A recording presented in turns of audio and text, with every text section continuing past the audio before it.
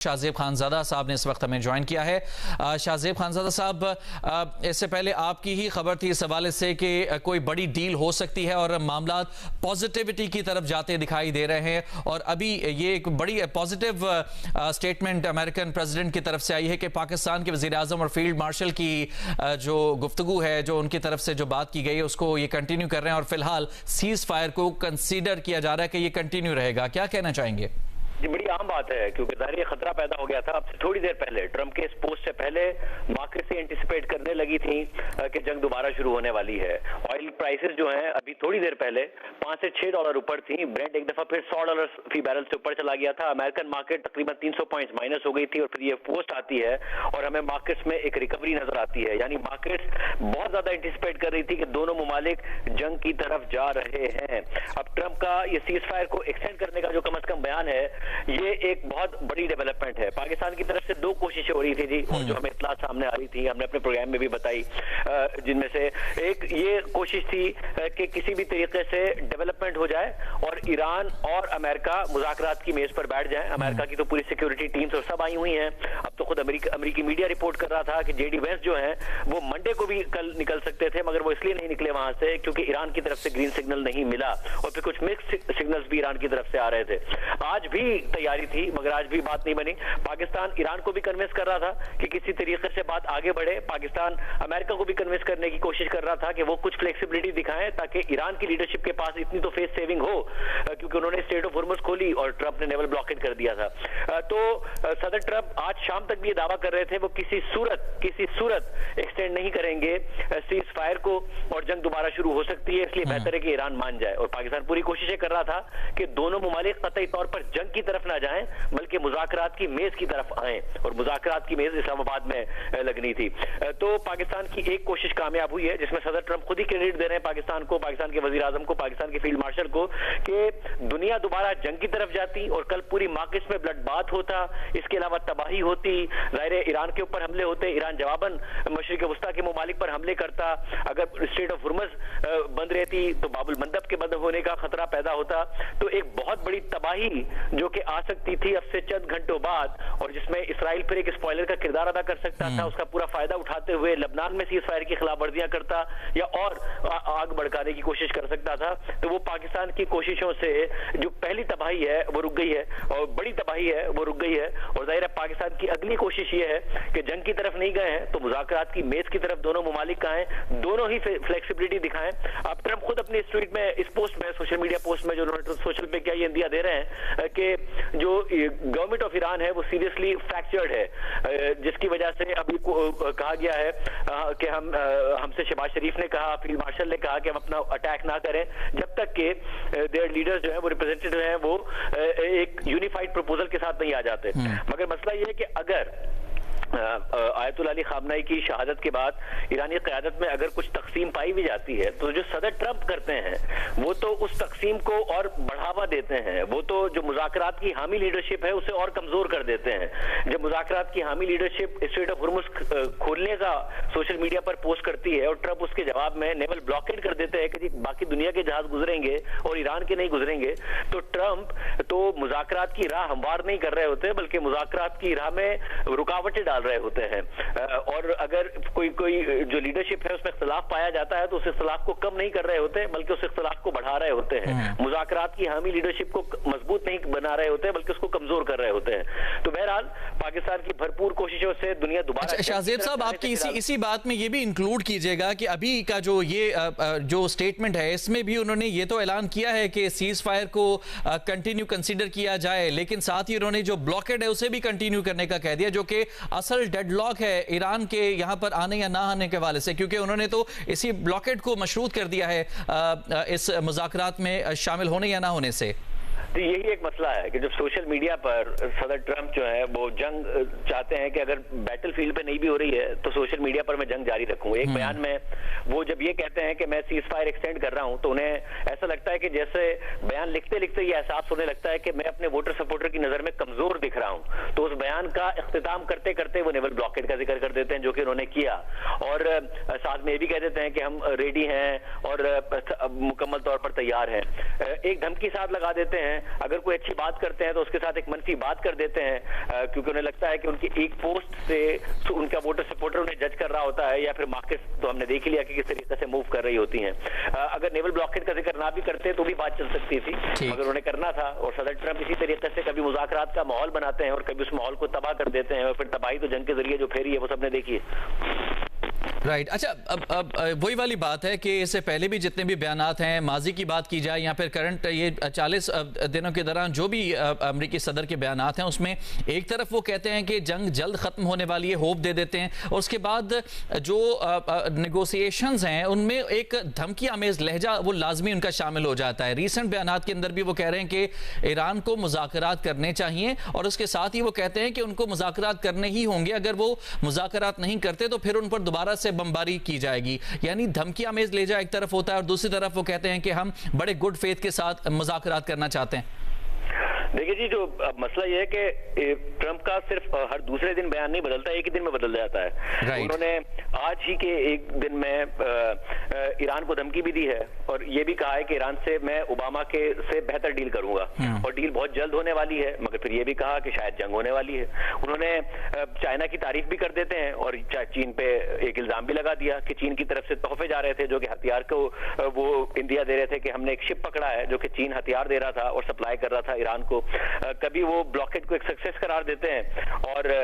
कभी जो है वो ये इल्जाम भी लगा देते हैं कि ईरान जो है वो अपने हथियारों में इजाफा कर रहा है। अगर ब्लॉकेड आपने किया हुआ है तो कैसे, कहां से हथियार आ रहे हैं, कैसे आ रहे हैं, कैसे रीस्टॉक कर रहा है। तो ट्रंप तो एक दिन में बहुत सारे बयान दे देते हैं, सोशल मीडिया के जरिए वो अपनी पूरी की पूरी हुकूमत चला रहे हैं। अब तो खुद अमेरिकन मीडिया में बहुत सारे ऐसे वाकयात आ चुके हैं कि जिसमें जो अमेरिकन ब्यूरोक्रेसी है और जो पॉलिसी मेकर्स हैं, यहाँ तक कि उनके कुछ काबीना के अरकान है या फिर व्हाइट हाउस के लोग हैं, उन्हें ट्रंप का सोशल मीडिया पोस्ट देख के पता चला कि ये पॉलिसी आ गई है। वो कुछ और समझे बैठे थे, वो कुछ ऐलान जंग के दौरान भी कुछ ऐसे इतने अहम और हसास मामला थे कि वो सोशल मीडिया के जरिए ही हुकूमत चला रहे होते हैं। बहुत से मीडिया को लेके और सोशल मीडिया को लेकर यही उनका रवैया है। मगर अभी सबसे बड़ी खबर यह है कि खित्ता दोबारा जंग की तरफ नहीं जा रहा है। जो खतरा पैदा हो गया था कि ईरान के सुबह 3 बजे, पाकिस्तान के सुबह 5 बजे, यानी कि अब से चंद घंटे बाद दोबारा बमबारी शुरू हो सकती है, कोई भी एक फरीक शुरू हो सकता है, फिर मशरिक वस्ता के दीगर ममालिक पे वो जंग छिड़ सकती है, तेल की कीमतें और बढ़ जाएंगी, जिससे पाकिस्तान समेत दीगर ममालिक भी मुतासिर होंगे। स्ट्रेट ऑफ हुर्मुज के साथ साथ बाबुल मंदब तक बात फैल जाएगी। इसके अलावा जो हौसी बागी हैं, उन्होंने भी धमकी दी हुई थी यमन के, वो भी जंग में कूद जाएंगे। तो कम से कम वो मामला रुक गया है। इसका मतलब है कि डायलॉग का रास्ता अभी तक मौजूद है, और जो पाकिस्तान की अथॉरिटीज के हवाले से और जाहिर है जो इतलात आ रही थी हमें सामने, वो दुरुस्त साबित हुई है कि एक मस्बत डेवलपमेंट की तवक्कात की जा रही है, ताकि मुज़ाकरात की मेज का रास्ता रहे, ना कि जंग का रास्ता रहे। बिल्कुल शाहजेब साहब, आपकी बात के मुताबिक ही ये जो ट्रंप के जो बयानात हैं, यही रीज़न है, ये बदलते बयानात हैं, ये वो रीज़न है जिसकी वजह से जो सिचुएशन है, जो पिक्चर है, वो मुसलसल धुंधली दिखाई दे रही है। अब देखा जाए तो तकरीबन 4 से 6 बार अमरीकी मीडिया जेडी वेंस के आने की खबर जो है वो रिपोर्ट कर चुका है, फिर उसके बाद ये तरदीद आ जाती है कि अभी वो नहीं गए। ईरान की तरफ देखा जाए तो वो 1 पॉइंट एजेंडे पर अटल बैठे हैं कि आपने हुर्मुज़ का ब्लॉकेट बंद किया जाए, खोला जाए, उसी के बाद मुज़ाकरात होंगे। अब ये सिचुएशन एक तरह से डेडलॉक पर फंसी हुई है। फिर अमरीकी सदर का ये बयान जिसमें वो एक तरफ से पॉजिटिव बात कर रहे हैं कि फिलहाल तो इसको हम कंटिन्यू कर रहे हैं सीज फायर को, लेकिन अब आगे ये मामला आपके ख्याल में किस तरफ जाता दिखाई दे रहा है? कल या फिर परसों क्या हम ये एक्सपेक्ट कर सकते हैं कि दोनों वफूद पाकिस्तान आएंगे? ये जो ब्लॉकेट वाला जो एक डेडलॉक है, इसका कोई रास्ता निकाला जा सकता है? देखिए, अभी जो ट्रंप ने यू टर्न लिया है, क्योंकि प्रैक्टिकली यू टर्न है, वो बहुत दफा कह चुके हैं 2 दिन में कि मैं सीज फायर को एक्सटेंड नहीं करूंगा। और जब आप अमेरिकन मीडिया की बात कर रहे थे, जाहिर है कि ऐसे केस में अमेरिकन मीडिया भी क्या करे, क्योंकि सदर ट्रंप ने कल खुद बयान दे दिया था, और जो कि जाहिर है जब अमेरिकी सदर बयान देगा तो वहां का मीडिया चलाएगा। उन्होंने कहा कि चंद घंटों में जेडी वेंस पहुंचने वाले हैं पाकिस्तान। मीडिया और क्या करता अगर बयान ना चलाता, जब अमेरिका का सदर खुद मीडिया को ये बात कर रहा है? और क्यों ना पॉजिटिव होता, क्यों ना मार्केट्स रिएक्ट करती? बाद में पता चला वो ये भी गलत गलत बयानी कर गए। इतनी छोटी छोटी सी बातों में भी अब सदर ट्रंप जाहिर है गलत बयानी करने लगे हैं मीडिया पर और सोशल मीडिया पर कि उनको सीरियस लेना मुश्किल हो गया है। जब वो बात करते हैं तो शाम तक एक्सपेक्टेशन होती है कि इस बात से यू टर्न ले लेंगे। जैसे 2 दिन से कह रहे थे कि सीजफायर नहीं मैं एक्सटेंड करूंगा, मगर साथ में ये भी कह रहे थे कि डील हो जाएगी और मुज़ाकरात की मेज पर बैठेंगे, और फिर बहुत सारी गलत बयानी कर रहे थे। तो अब यहां से जो यू टर्न है ये जाहिर मुज़ाकरात को एक रास्ता देने के लिए यू टर्न है, वरना ट्रंप अपनी धमकी पर अमल कर रहे होते। तो ये एक पॉजिटिव बात है कि और इसका जाहिर है इससे मुज़ाकरात की तरफ ही रास्ता जाना चाहिए।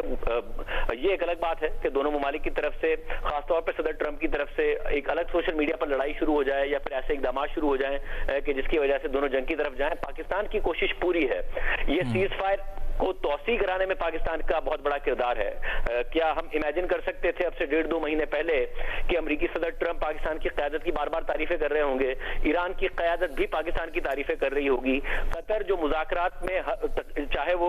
हमास के और इसराइल के आपस के मुज़ाकरात हों या फिर तालिबान के और अमेरिका के आपस के मुज़ाकरात हों, कतर हमेशा अपने दोहा में वो मुज़ाकरात कराता था और सीट ऑन द टेबल उनके पास होती थी। आज उन्होंने कहा कि पाकिस्तान जो मुज़ाकरात करा रहा है हम उसकी मुकम्मल तौर पर हिमायत करते हैं और बार बार कह रहे हैं। सऊदी अरब के वज़रा खारजा पाकिस्तान आ रहे हों, तुर्की के वज़रा खारजा पाकिस्तान आ रहे हों, ये सब कौन इमेजिन कर सकता था। और फिर सब जब सीज फायर खत्म हो रही हो, सारी दुनिया की मार्केट्स में पैनिक हो, सबकी नजरें इस बात पर हो कि चंद घंटों में दुनिया दोबारा जंग की तरफ धकेल दी जाएगी, दुनिया को फिर तेल की सप्लाई और ज्यादा मुतासिर हो जाएगी, शायद बाबुल मंदब से भी और दुनिया की ट्रेड मुतासिर हो जाएगी। तो अमेरिका का सदर ये पोस्ट करे कि वो सीज फायर को एक्सटेंड कर रहा है और उसमें जिक्र करे पाकिस्तान के फील्ड मार्शल का और वजीर आजम का, जाहिर बहुत बड़ी बात है ये, जो शायद हमने 1.5-2 महीने पहले नहीं इमेजिन की थी। मगर इन बड़ी बातों के पीछे बहुत ज्यादा मेहनत है, बहुत ज्यादा कोशिश है जो कि पाकिस्तान की क़यादत की तरफ से की गई है। पर्सनल रिस्क पाकिस्तान ने लिया, उसकी कीमत भी अदा की, हमें पैसे वापस अदा करने पड़े मुत्तहिदा अरब अमारात के, क्योंकि वो मुतमईन नहीं थे या खुश नहीं थे पाकिस्तान के एफर्ट से।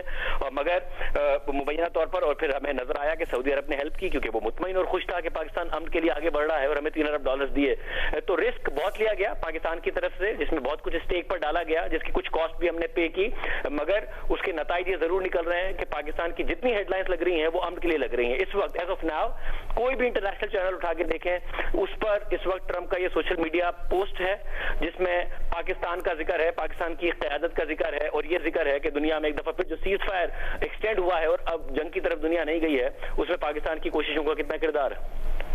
राइट अच्छा, इसके अलावा शाहजेब साहब, अगर देखा जाए